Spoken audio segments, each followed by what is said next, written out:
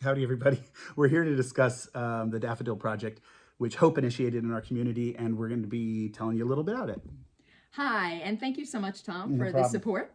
We will plant 250 yellow daffodil bulbs as part of the Worldwide Daffodil Project. And we are doing this to commemorate the children who perished in the Holocaust and subsequent genocides.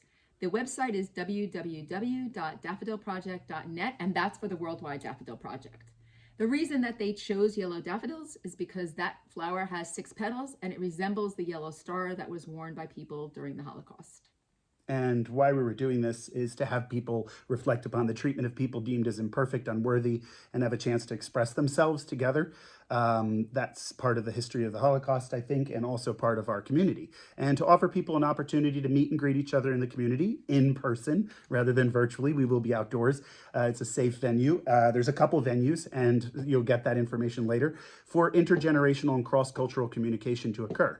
And I also just wondered why you wanted to do this in the first place. What stirred your heart? So I saw a daffodil garden and it touched me as a very symbolic way to bring people together, and a way that you could express yourself and connect with the topic and with history, people, past, present, and future. Okay. And as we did at another location, I said to the students afterwards, these flowers bloom. You are now part of this history. Where are you going to see this information? Beautiful. So we'll look forward to sharing this all with you all in person. But in the meantime, Hope has applied for, along with Engine, a civic center in Callicoon, New York, a creative civic center, has applied for funding for $2,500 for benches that'll go in each location. And there are many community partners involved, a synagogue in Monticello. Do you know the name of it? I don't remember. So Lansfield. Lansfield. They are going to be doing some Yep. planting there, and we are doing ours throughout Parksville and Liberty.